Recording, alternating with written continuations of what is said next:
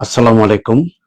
প্রিয় দর্শক, আপনারা দেখছেন সিল টিভির প্রতিদিনের অনুষ্ঠান সংবাদ শিরোনাম। অনুষ্ঠানে আজকে অতিথি অর্থাৎ খবর বিশ্লেষণ করবেন জ্যেষ্ঠ সাংবাদিক এম এ রহিম, বাংলাদেশ বেতার। রহিম ভাই, আপনাকে স্বাগত জানাচ্ছি। আপনাকেও স্বাগত জানাচ্ছি। আমার পক্ষ থেকে আন্তরিক ধন্যবাদ প্রিয় আমার দর্শক, সিল টিভির দর্শকদের জন্য। অনেক অনেক ধন্যবাদ। আপনারা জানেন যে আমরা প্রতিদিনই 3টি পত্রিকা এবং ভিন্ন ভিন্ন অতিথি নিয়ে আমরা পত্রিকাগুলো পড়ে থাকি এবং সংবাদ বিশ্লেষণ করে থাকি। আজকেও তেমনি 3টি পত্রিকা আমাদের স্টুডিওতে এসছে এবং একজন অতিথিও আসছেন, রহিম ভাই। রহিম ভাইকে আমরা আরো পেয়েছি বিভিন্ন সময়, সুন্দর বিশ্লেষণ করেন। আজকেও প্রত্যেকটা খবরের বিশ্লেষণ করবেন আশা রাখছি। প্রিয় দর্শক, আমাদের স্টুডিওতে 3টি পত্রিকা এসছে। জাতীয় পত্রিকা যুগান্তর, সিলেটের স্থানীয় দৈনিক সিলেট মিরর এবং জালালাবাদ। এই 3টি পত্রিকারই আমি খবরগুলো পড়ে শোনাবো, শিরোনাম পড়ে শোনাবো, অতিথির কাছ থেকে আমরা বিশ্লেষণ করব। অনুষ্ঠানটি সার্বিক পরিকল্পনায় আছেন শেখ নুরুল ইসলাম আর মালঞ্চ বুক সেন্টারের সৌজন্যে অনুষ্ঠানটি আজকে সম্প্রচারিত হচ্ছে। মালঞ্চ বুক সেন্টার রাজা ম্যানশনের 2য় তলা, দুষ্প্রাপ্য বইয়ের সমাহার, মালঞ্চ বুক সেন্টার। মালঞ্চ বুক সেন্টারকে কৃতজ্ঞতা জানিয়ে অনুষ্ঠান শুরু করছি। প্রথমে হাতে নিচ্ছি যুগান্তর পত্রিকা। পড়ার আগে দিন তারিখটি জানিয়ে দিই। আজ শনিবার 14 মার্চ 2026, 29 ফাল্গুন 1432, 24 রামাদান 1447 হিজরি। দেখতে দেখতে ফাল্গুনও চলে যাচ্ছে, রামাদানও চলে যাচ্ছে। কিন্তু শেষ পর্যন্ত আমি প্রথমেই পত্রিকা পড়ার যেটা পড়বো সেটা হচ্ছে একটু নেতিবাচক খবর। পাচারকারীদের বিরুদ্ধে মামলা হবে, বিদেশে সম্পদ উদ্ধার ও টাকা ফেরাতে উদ্যোগ। এবার আলোচনায় রাষ্ট্রপতি ও সংসদ উপনেতা পদ। সংসদের প্রথম অধিবেশন, বিরোধী দলের প্ল্যাকার্ড ও স্লোগান নিয়ে উষ্মা। এখানে খবরের কিছু দিক তুলে ধরা হয়েছে, একটু পড়ে শোনানোর চেষ্টা করছি। প্রথম অধিবেশন নিয়ে আশা হতাশা দুটোই আছে। ডক্টর মাহবুবুল্লাহ, একজন বিশ্লেষক। বিরোধী দলের স্লোগান ও প্ল্যাকার্ড প্রদর্শন শোভনীয় ছিল না, ডক্টর শাহদিন মালিক, আইন বিশেষজ্ঞ। রাষ্ট্রপতির ভাষণে মানুষের বিনোদন হয়েছে, বদিউল আলম মজুমদার। তিনজন মুক্তি করেছেন। আরো অনেক উক্তি আছে সমাজের বিভিন্ন মানুষের, এটা নিয়ে আর কি। 3,25,000 টন তেল ক্রয়ের অনুমোদন, অর্ধেক দামে জ্বালানি প্রস্তাব নিয়ে প্রশ্ন। 15 মার্চ থেকে গণপরিবহনে পর্যাপ্ত জ্বালানির, সড়ক পরিবহন মন্ত্রী। পাল্টে গেছে পশ্চিমাদের হিসাব নিকাশ, আরো ঐক্যবদ্ধ ইরান, রাজপথে লাখো মানুষ। আন্তর্জাতিক খবর, ইরানের খবর। গরিবের মুখে ঈদের হাসি ফুটায় সাদাকাতুল ফিতর। ফিতরের গুরুত্ব দিয়ে খবরটি প্রকাশিত হয়েছে। মেয়াদ উত্তীর্ণ কমিটিতেই চলছে বিএনপির অঙ্গ সংগঠন। ট্রেনে ঈদযাত্রা শুরু, অগ্রিম টিকেটের যাত্রীরা ঢাকা ছেড়ছেন নির্বিঘ্নে। রামাদান ও ঈদ উৎসব মন্দা অর্থনীতির জন্য কিছুটা ইতিবাচক, কিছু বিশ্লেষণ আছে এখানে। 11 দিনে রেমিট্যান্স $192 কোটি ছাড়িয়েছে, মূল্যস্ফীতি কিছুটা বৃদ্ধির আশঙ্কা। মালদ্বীপে আগুনে 5 বাংলাদেশির মৃত্যু, অত্যন্ত মর্মান্তিক খবর এটা আমাদের দেশের জন্য। মালদ্বীপে ধিন্ডুরা দ্বীপে প্রবাসী শ্রমিকদের জন্য নির্মিত একটি আবাসিক ব্লকে অগ্নিকাণ্ডে 5 জন সেখানে যথাযথ স্পটেই মারা গেছে। আমরা তাদের রুহের মাগফিরাত কামনা করি এবং শোক সন্তপ্ত পরিবারের প্রতি আমরা সহানুভূতি জানাই। এই ছিল যুগান্তরের প্রথম পৃষ্ঠার খবর। আমি শেষ পৃষ্ঠাটা পড়ে শোনাচ্ছি। সড়ক দুর্ঘটনা, লাশের মিছিল লম্বা হচ্ছে, নির্বিকার কর্তৃপক্ষ। আরো একটি মর্মান্তিক খবর আমরা পড়তে হচ্ছে। 80 কিলোমিটার গতিতে চলার সড়ক না থাকলেও 100 কিলোমিটার গতিতে চলে। গণপরিবহনে জিপিএস যুক্ত হলে স্বয়ংক্রিয় পদ্ধতিতে জরিমানা, বিআরটিসি। অগ্নিঝরা মার্চ, পরাধীনতার শেকল ভাঙার অদম্য নেশায় গোটা জাতি। 1971 সালে মার্চকে স্মরণ করে লেখাটি। সংবর্ধনা জানাতে শিক্ষার্থীদের দাঁড় করানো যাবে না, শিক্ষামন্ত্রী। আমার মনে হয় খুবই একটা সুন্দর জিনিস করেছেন এটা। রোদের মধ্যে দাঁড়িয়ে থাকতে হতো ছেলেদেরকে, শিক্ষার্থীদেরকে। অন্যান্য খবর, ঈদে যাত্রা নির্বিঘ্নে, আটঘাট বেঁধে মাঠে পুলিশ। জাপানের সঙ্গে বৈঠক, থার্ড টার্মিনাল পরিচালনায় সংশোধিত প্রস্তাব।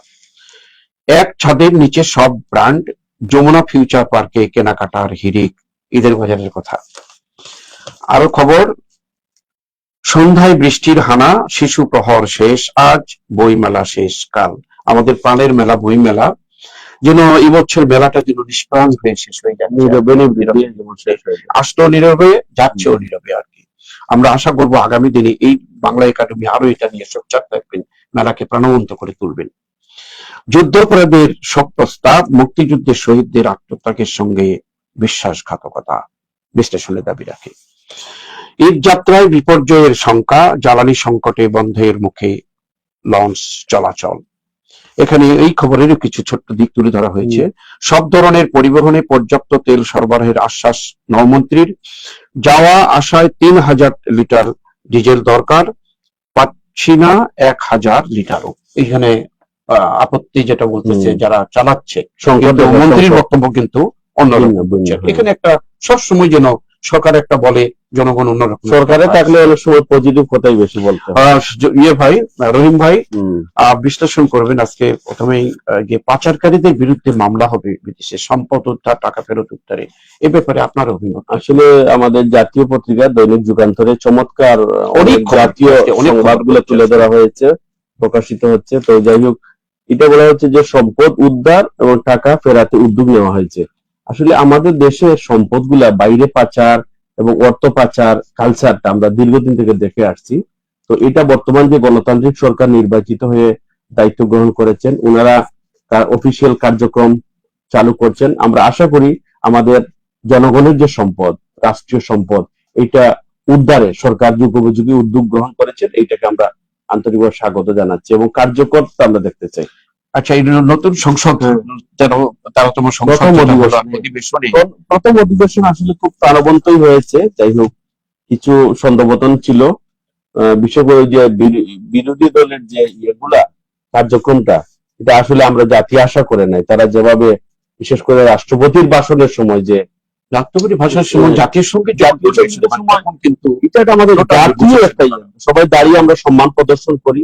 মহান জাতীয় সংসদে যে না দাঁড়াইয়ে যে একটা দৃষ্টতা দেখানো, এটা আসলে খুবই লজ্জাজনক এবং এটা আমরা জাতি কোনোভাবে আমরা প্রত্যাশা করি না, করতেও পারি। আমরা আশা করি বিরোধী দলের এটা বদভূম হবে, এটা হওয়া উচিত। আরেকটা বিষয় হলো, রাষ্ট্রপতি তার ধারাবাহিক কর্মসূচির অংশ হিসাবে মানে পার্লামেন্টে উনি ভাষণ দিয়েছেন। এটা সাংবিধানিক সিস্টেম। হ্যাঁ, উনি পর্যায়ক্রমে তো অটোমেটিক চলে যাবে, নতুন রাষ্ট্রপতি আসবেন। এটা নিয়ে কোনো বিরোধ সৃষ্টি করাটা উচিত হয়নি বলে আমরা মনে করি। আর আরেকটা কি বিষয় বলছিলেন আপনি, ওই যে রমজানে মন্দা অর্থনীতির জন্য কিছুটা ইতিবাচক। এই রমজান মাসে কিন্তু এই 11 দিনে রেমিটেন্স আসছে 192। এটা একটা সুসংবাদ। আমাদের প্রবাসী রেমিটেন্স যোদ্ধারা, তারা যে দেশে রেমিটেন্স পাঠাচ্ছেন, এটা আমাদের জাতীয় অর্থনীতি মানে গতিশীল হচ্ছে। দেশ এগুলা রেমিটেন্সের উপর ভিত্তি করে আমার দেশ পরিচালিত হচ্ছে এবং এটা খুব মানে আশাব্যঞ্জক যে 192 কোটি ডলার ছাড়িয়েছে গত 11 দিনে। এটা বিশাল একটা ব্যাপার। আর একটা দুঃখজনক মর্মান্তিক খবর, যে মালদ্বীপে আগুনে মালদ্বীপ মৃত্যু হলো। আসলে কি আমাদের প্রবাসীরা জীবন বাজি রেখে মাথার ঘাম পায়ে ফেলে তারা বিভিন্ন দেশে তাদের সংসারও দেন, আমাদের দেশের রেমিটেন্স আসে, কিন্তু তাদের জীবন জীবিকাটা খুব একটা সুরক্ষিত নয়। তবুও আমাদের সরকার অনেক তাদের জন্য আর্থিক সহযোগিতা দেন, লাস্ট দেশে আনেন, অনেক উদ্যোগ নেন। তবে আমরা দুর্ঘটনা আশা করি না। যে দেশে যান সে দেশের মানে তারা যেন নিরাপত্তায় থাকেন এবং মানে জীবনটা সুরক্ষিত থাকে, এটাই। দুর্ঘটনা তো বলে কই আসেও না, শেষ পৃষ্ঠে আমরা তাই সতর্কতার মান নেই। আমিও বলেছি পড়ার সময় একটু, তারপর আপনার কাছ থেকে জানতে চাচ্ছি, সন্ধ্যার বৃষ্টি হানা, শিশু প্রহর শেষ আজ, বইমেলা শেষ কালকে। এই যে নীরবে আপনার সাথে সাথে আমার সাথে বলেছেন, এই ব্যাপারে এই যে বইমেলাটা যে ম্লান হয়ে যাচ্ছে, এ ব্যাপারে বাংলা একাডেমির প্রতি একজন সাংবাদিক হিসাবে আপনার বইমেলার বিষয়টা হচ্ছে কি, বইমেলায় আমাদের ইয়েটা, এই বছর বইমেলাটা দেখেন আমাদের ফেব্রুয়ারির শেষার্ধে এটা শুরু হয়েছিল। যাই হোক, আর এটা নীরবে নির্দিত চলে যাচ্ছে। আমিও প্রতি বছর বইমেলায় যাই, এই বছর বিভিন্ন কারণে যাওয়া হয়ে ওঠে নাই, আমার ইচ্ছা ছিল যাব। তো বইমেলাটা নীরবে নির্দিত, এটা আমাদের জাতীয় 21-এর যে গ্রন্থ মেলা, এটা আমাদের দেশ এবং জাতিকে, আমাদেরকে ভাষার প্রতি, আমাদের যে ভাষা আন্দোলনের প্রতি, জাতীয় জাগরণের প্রতি যে একটা উৎসাহ উদ্দীপনা সৃষ্টি করে আমাদের গ্রন্থমেলা। আমি যেটা বলতে চাচ্ছিলাম রহিম ভাই, এই মেলাটা কি কোনো এটাকে ম্লান করে দেওয়ার জন্য কোনো একটা গোষ্ঠী কাজ করছে কিনা, এরকম কিছু সাম্প্রতিক অনেক বিষয় জনগণের মধ্যে কিন্তু না, অনেক ভাবাবেগ বিষয় শুরু মনে হচ্ছে। হচ্ছে যেটা আমরা প্রত্যাশা, বিভিন্ন জাতি গোষ্ঠী অনেক পেশাজীবী আছে, বিশেষ করে আমাদের যে শিল্প সংস্কৃতি লাইনে যারা আছেন অনেকে আজকে কর্মহীনতায় ভুগছেন বলে আমার কাছে মনে হচ্ছে।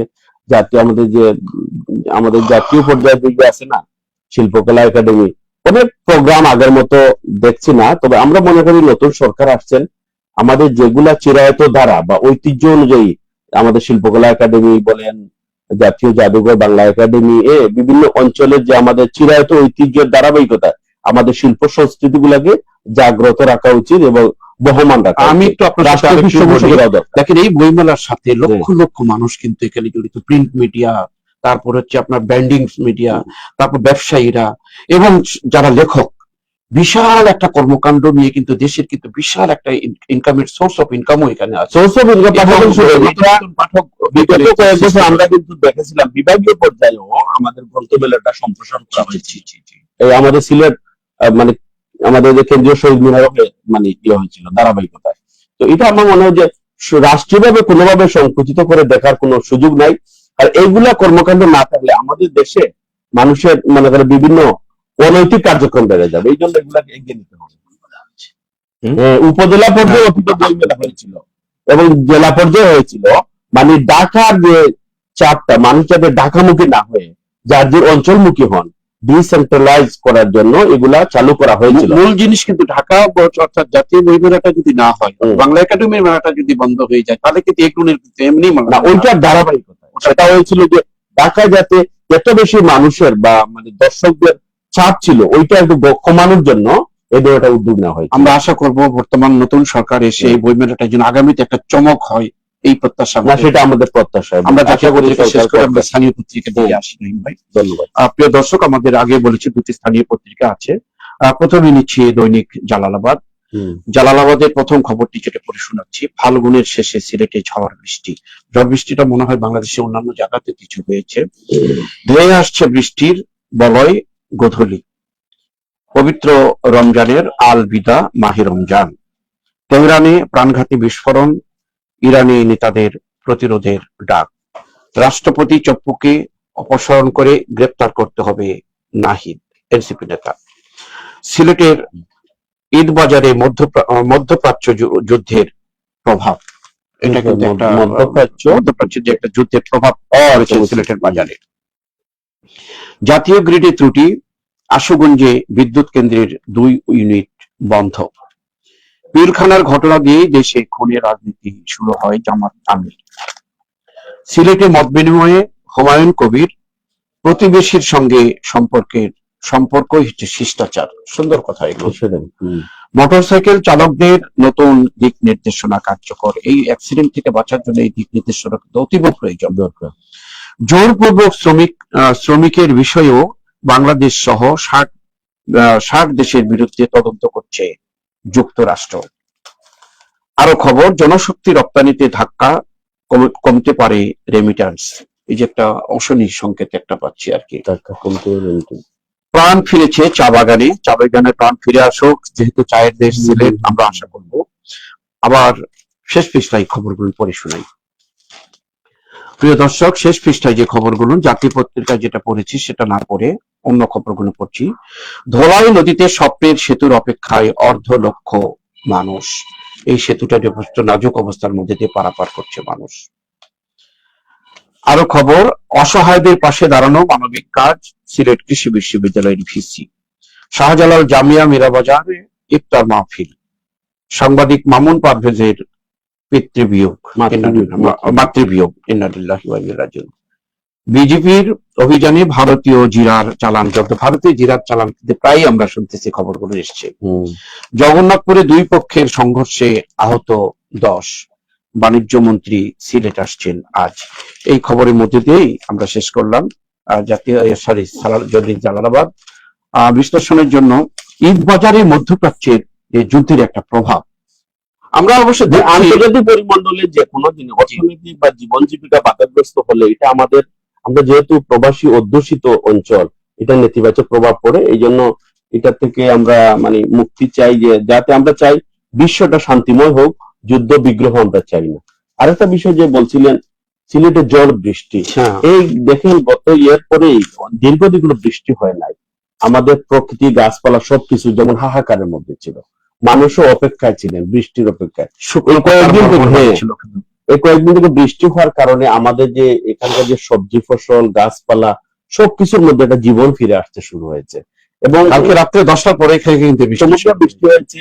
এবং আমরা চাই যে বিশেষ করে সিলেট শহরে নগর পিতা বা নগরের কর্তৃপক্ষকে আমরা অনুরোধ জানাবো যে আপনারা ড্রেনেজ ব্যবস্থাটা স্বাভাবিক করেন, এখন এবং থেকেই করতে হবে কিন্তু এখন যাতে নগর বন্যা বা জলাবদ্ধতা না হয়।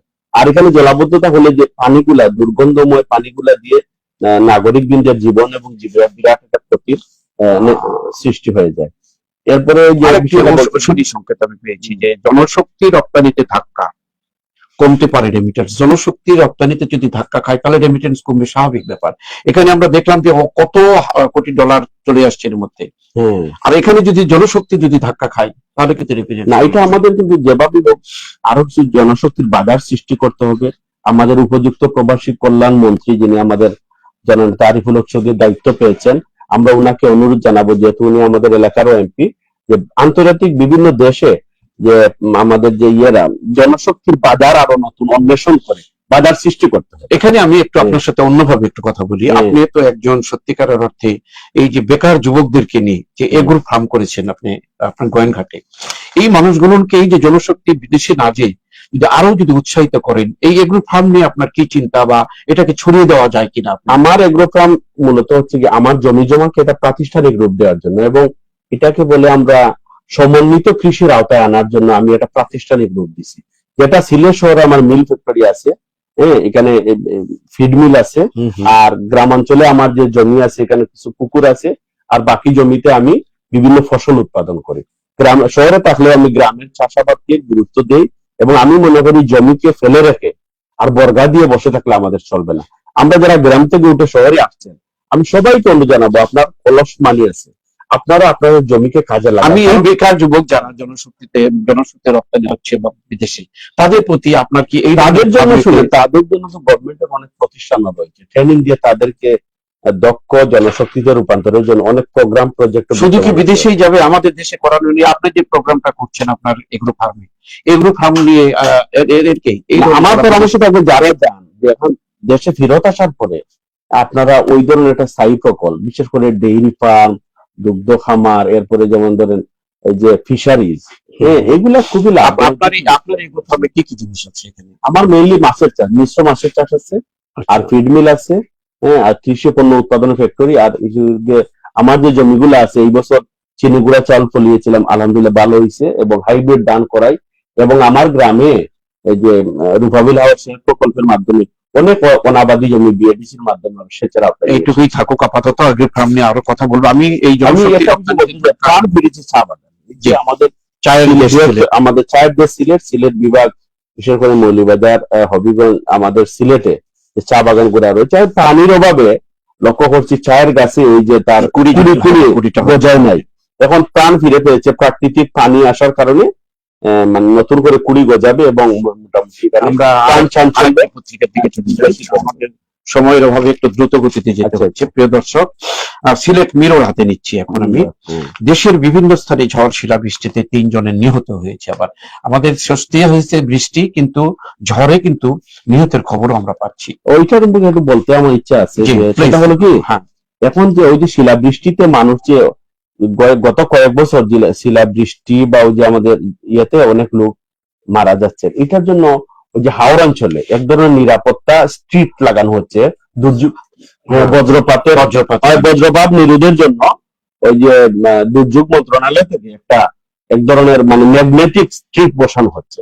আমরা আমাদের কিন্তু আগেও ছিল, কিন্তু আগে ছিল এক সময় ব্রিটিশ আমলে ছিল মাটির নিচে, এখন এটা আরো আধুনিক হয়ে ওই হাওরের বিভিন্ন স্পটে বা বিভিন্ন হাওর জমি জমার মধ্যে এটা বসানো হচ্ছে। আমরা সিলেটে এখানে তেমন ভাবে বসানো হচ্ছে না, নতুন সরকার আসছেন, আমাদের মন্ত্রী মহোদয়ের কাছে আমি দাবি জানাবো যে আপনারা এগুলা মন্ত্রণালয়ের ডিওলেটার দিয়ে যাতে এগুলা নিরাপত্তার জন্য ওই যে ম্যাগনেটিক লাইট গুলা বসানো, মানে খুঁটিগুলা বসানোর জন্য আমি অনুরোধ জানাই। একটা প্রথম দিনে শিলাবৃষ্টি হইতে 3 জন নিহত হয়েছে, একটা আশঙ্কা এখান থেকে সতর্কীকরণ অবস্থা যেন সরকারের পক্ষ থেকে নেওয়া হয় এবার। আমি আরো কিছু খবর পড়ি। ইতালি যাওয়ার পথে লিবিয়ায় জিম্মি, সুনামগঞ্জের 10 তরুণ। এটা একটু বিশ্লেষণ করতে পারি। এটা হচ্ছে যাওয়ার পথে লিবিয়া সবসময় হচ্ছে এরকম হচ্ছে, এটা মানব পাচারকারী যারা, তারা এই ধরনের বা ওরা যারা যান তারা হয়তো বৈধ পথে যাচ্ছেন। বৈধ পথে গেলে নিরাপত্তা ষোলোআনা আছে, রাষ্ট্রের অনেক ব্যবস্থাপনা আছে। আমি সবাইকে অনুরোধ জানাবো, অবৈধ পথে জীবনকে বাজি রেখে আপনারা দেশের বাইরে যাবেন না। এটা থেকে আমি সবাইকে অনুরোধ জানাচ্ছি, এই পথ কোনোভাবেই ঝুঁকি নিয়ে যাওয়া উচিত হবে। আরো খবর, একটু দুঃখজনক খবর বলা উচিত আজ থেকে, যে আমি তার আগে আরেকটি মানে আমাদের অনাকাঙ্ক্ষিত খবর যেগুলো আমরা বলি আর কি।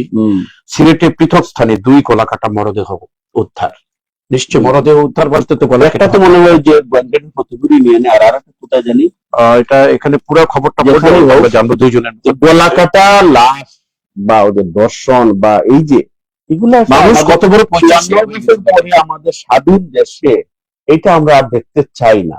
আমরা যে আল্লাহ তাই সম্পদ দিয়েছেন এইটাকে মিলেমিশে এবং রাষ্ট্রীয় ব্যবস্থা সুন্দরভাবে মানবতা যাবে, মানুষের জন্য, জীবনের জন্য সকল ধর্ম শান্তির ললিত বাণী শিক্ষা দেয়, যাতে যে ধর্মে থাকে মিলেমিশে। এই খারাপ খবরের মধ্যে ভালো খবরটা হচ্ছে আজ থেকে মাসিক সম্মানী পাচ্ছেন ইমাম মুয়াজ্জিমরা। এটা শুভ সংবাদ, আলহামদুলিল্লাহ। আজকেই আমাদের দেশের প্রধানমন্ত্রী তারেক রহমান জাতীয়ভাবে আজকে উসমানী মিলনায়তনে উদ্বোধন করেছেন, আমি লাইভ দেখে আসছি। তো এটা আমাদের দেশের জন্য খুবই ভালো। ধর্মের যারা আমাদের গুরু আছেন, ধর্মের যারা লিডার আছেন, তাদেরকে রাষ্ট্রের পক্ষ থেকে অল্প টাকাই হোক যে সম্মানী দেওয়ার মধ্য দিয়া কি হচ্ছে, তারা একটা সম্মান পাচ্ছেন, রাষ্ট্রীয় স্বীকৃতি পাচ্ছেন। টাকার চেয়ে সম্মানটাই বেশি, রাষ্ট্রীয় স্বীকৃতি। ধন্যবাদ। এটা আমি চাচ্ছি যে এখন হয়তো পাইলট প্রকল্প হিসেবে চালু হয়েছে গোটা দেশে, ধারাবাহিকভাবে এটা চালু করার জন্য আমরা সরকারের কাছে দাবি জানাচ্ছি। দেখেন, আমরা তো আগে হাত দিয়ে কাঁচি দিয়ে ধান কাটতাম, পরে আসলে হচ্ছে আমার ধান কাটার মেশিন। হাওড়ে বিকল 400 ধান কাটার মেশিন। এটা এসে গভর্নমেন্ট এটা দিয়েছিল ইয়ের জন্য, যে মানে এটাকে বর্তুকির মেশিন, যেটাকে বলে কম্বাইন হারভেস্টার। এই হারভেস্টার গুলো চায়না থেকে আনা হয়েছিল। উপযুক্ত ড্রাইভার বা চালকের অভাবে অনেক জায়গাগুলো নষ্ট হয়ে যাচ্ছে। এবং ওই যে আছে না সরকার কামাল দরিয়ামের ডান, এইগুলা সত্যিকারে যদি গুরুত্ব দিয়ে সবাই এগুলা পরিচর্যা করেন, তাইলে এটা মেশিন গুলো অত্যন্ত ভালো, এগুলো কাজে লাগবে। সুন্দর বিশ্লেষণ হয়েছে। আমি আরো 2-1টা খবর এখনো পড়া হয়নি। যেরকম আন্তর্জাতিক খবর একটা আছে, ইরানে ইসরায়েলে যুক্তরাষ্ট্রের হামলায় সৃষ্ট যুদ্ধ, ট্রাম্প জয়ী না হওয়ার 7 কারণ। এখানে বলছে ট্রাম্প জয়ী না হওয়ার 7টি কারণ উল্লেখ করা হয়েছে।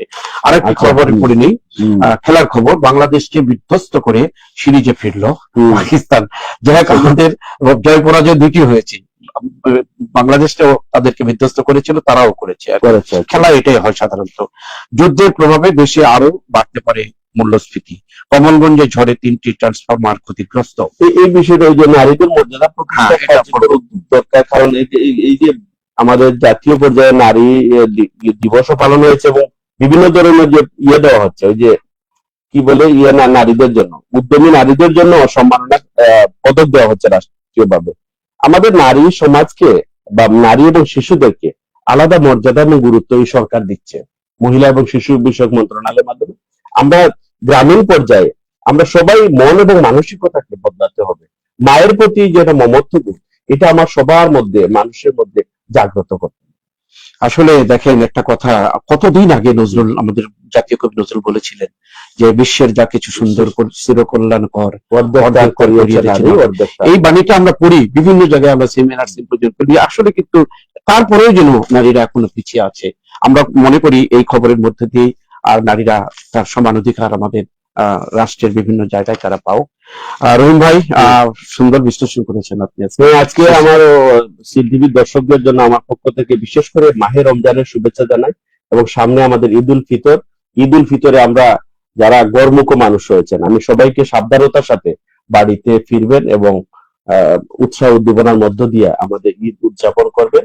আর এই যে সবাইকে মাহে রমজান এবং আসন্ন ঈদ উল ফিতরের শুভেচ্ছা জানিয়ে আমার কথা বিশ্লেষণ এখানে। প্রিয় দর্শক, এখানে শেষ করার আগে আবার আমরা আজকে স্পন্সরে যিনি সহযোগিতা করলেন মালঞ্চ বুক সেন্টারকে কৃতজ্ঞতা জানিয়ে আজকের অনুষ্ঠান এখানেই শেষ করছি। আল্লাহ হাফিজ।